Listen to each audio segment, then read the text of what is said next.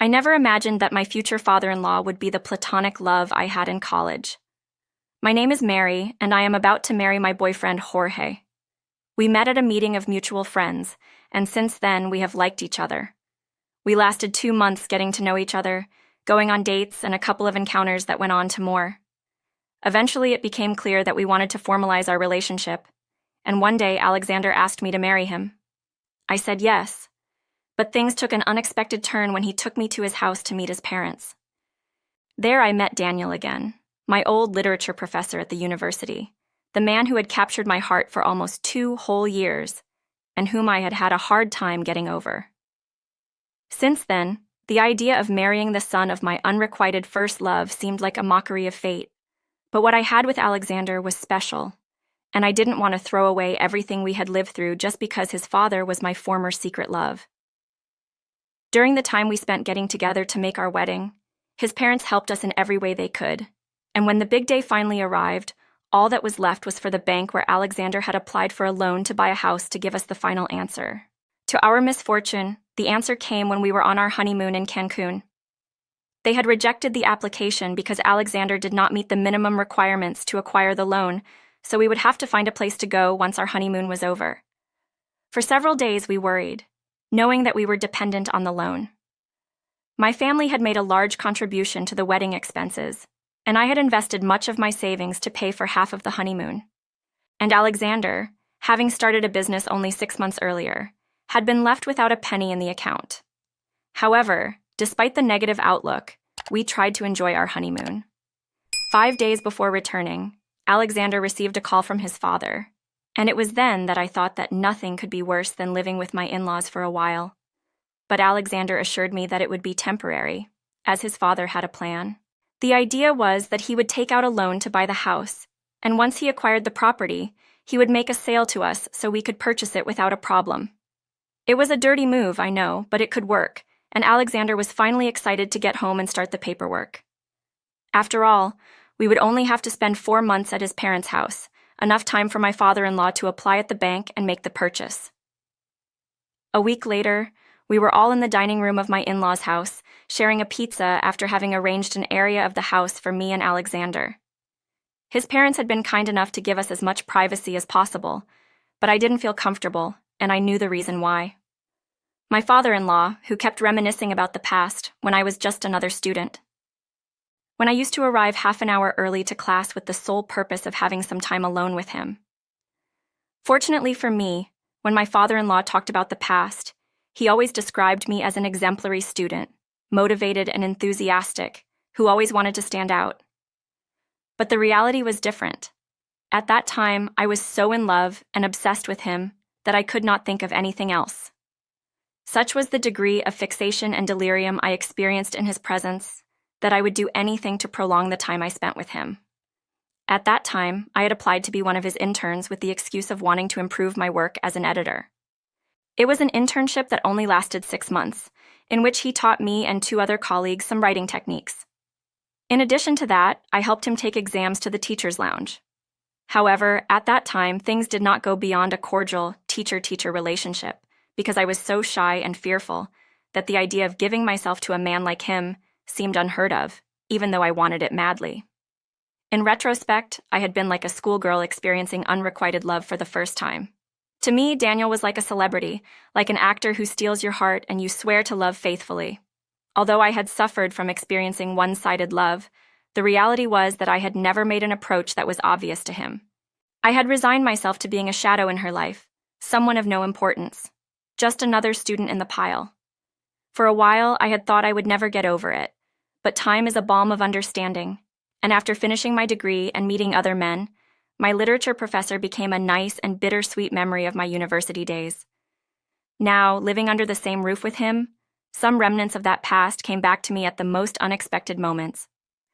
When I saw him reading the newspaper in the mornings, when I came out of the room and passed him in the living room, and with a friendly smile he greeted me, or even when I saw him, unintentionally, with his shirt off.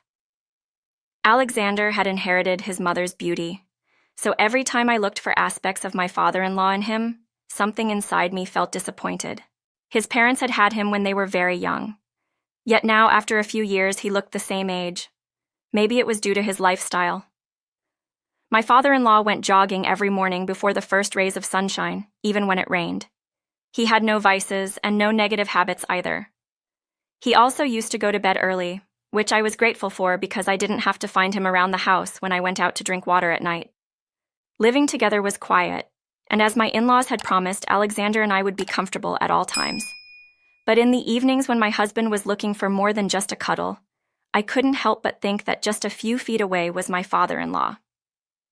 And the worst came when one day I inadvertently walked into the hall bathroom and found my father-in-law taking a shower. I knew that when my mother-in-law straightened her hair, my father-in-law would go to one of the guest bathrooms, but on that occasion I was so distracted that I forgot to knock on the door to check that it was empty, and he didn't lock it. The image was so stunning that I couldn't help but freeze, never taking my eyes off him. It wasn't until he turned and looked toward the door that I let out a scream, perhaps out of embarrassment at seeing him like that, or because I had caught myself looking at him inappropriately. I slammed the door shut and didn't look back. The next day, the apology shot out of my mouth as soon as I saw him. My father-in-law gave me one of his classic smiles, as if he understood that it hadn't been my fault, and told me not to worry, that after all, we were family now, and these things used to happen. However, his words soaked into me that they disintegrated any glimmer of hope that my past self had retained. I couldn't see him as my family, as just my father-in-law. Before I met Alexander, my heart belonged to him. For day and night, all I could do was think about him, fantasize about being his partner, of being the woman of his dreams. It was this that caused the feelings she thought she had discarded to begin to emerge again, as if they had never left. They say that where there was fire, ashes remain, and I never thought that phrase could explain what I was feeling at that moment. A few days later, while Alexander and I were loving each other, my mind began to think that, in reality, the person I was kissing was not Alexander, but my father-in-law. The thought caused me to give myself like never before, and that only caused my husband to think that I wanted him more than before. That week, our frequency of encounters increased accordingly. I only had to close my eyes for my mind to fly away, and the mind was powerful, because even though I knew that the man who was making me his was not Daniel, my mind made me believe that he was. And when the desire began to increase more, and Alexander went from enthusiasm to exhaustion, I no longer knew what to do to calm the hours of hunger that had awakened in me. How could it diminish if I lived under the same roof as the owner of my deepest longings? Had I ever needed Alexander like this, with such need? It was no longer enough with what I got in the mornings, in the evenings, and several times at dusk, when the house was silent, and the only thing that fed my hunger was the sound of our meetings. Even then, he was no longer enough in my company. It was as if my body could not recognize the attentions I received, as if nothing filled it. And I knew the reason for that was my father-in-law. I'd like to think that desire motivated me to act, that it blinded me to turn off the voice of sanity. But in retrospect, I think in that instant, I wasn't right. Something murky, something stronger than reason, possessed me to sneak into the hall bathroom when he was there. And, as I expected, because I knew Daniel too well, he turned me down. He didn't get upset, nor did he ask me to leave. Like the gentleman he was, he kept his cool. He asked me to be quiet and turned on the shower to avoid overhearing our conversation. He began by saying that what I did was not right. "Mary, what you just did can't be repeated. It's not right. It's not right," he said in a whisper, as he picked up the clothes I had left folded on the toilet. It was obvious from his expression that he was dismayed. I said nothing, caught up in the tangle of thoughts swimming around inside my head. Part of me was glad I had given up passivity, but another was fearful of the consequences. "I'll pretend this didn't happen for the sake of our family, but please don't let it happen again," she asked me, but not in a pleading tone, but like a father lecturing his daughter. The decisions I would make from that day on would go from bad to worse. I became convinced that the only way to overcome my obsession with him was to take what I longed for, what only he could give me. So, with that thought in mind, knowing that there was no way he would reciprocate in the usual way, I opted for another way. It was Sunday. My husband was out with my mother-in-law shopping while my father-in-law mowed the lawn. I waited patiently in the bathroom of the room I shared with my mother-in-law, knowing that once he finished mowing the yard, I would go in and take a shower. And, indeed, that is how it happened. My father-in-law came in 15 minutes later. He didn't notice my presence until he opened the shower curtain and found me in the same condition as he was. His eyes widened and he took a step back, but I was quicker to shrink the world that separated us. When my father-in-law reacted and demanded that I leave, I said the words that will haunt me to the end. "I know how you look at me, father-in-law. I've known since college."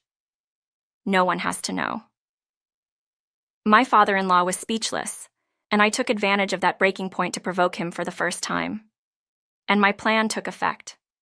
For the first time in my life, I experienced everything I had dreamed of. With the house to ourselves, I unleashed everything that had been driving me crazy for the past few weeks.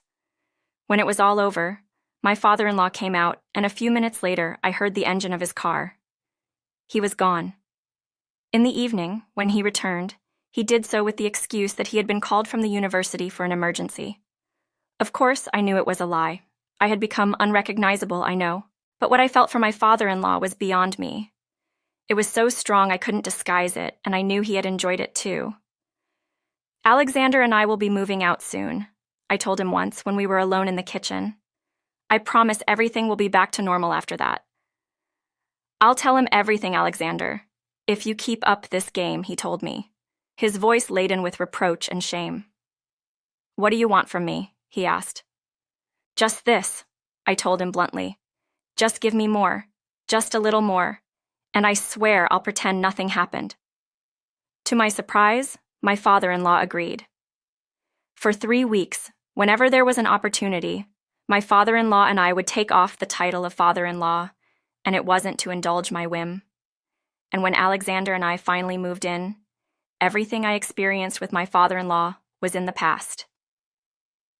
Maybe my obsession had made me act like a lunatic, or maybe I was simply the me from the past that had long been repressed, dealing with an impossible love, with the past that never tapped. But whatever the reason, I wasn't proud of the way I had handled our forbidden relationship, but I didn't regret it either. Loving an impossible was not new, and I knew I must now move on with my life with that indelible stain on my conscience. However, the guilt was shared, and knowing that the love of my life now shared a secret with me made me feel calm. Everything would be fine from now on, I told myself one day, when things between Alexander and me were finally as we had longed for. We had a house of our own, his business was going well, and I continued in my job. Life had gone on, and now when I saw my father-in-law at family gatherings, we both pretended nothing had happened.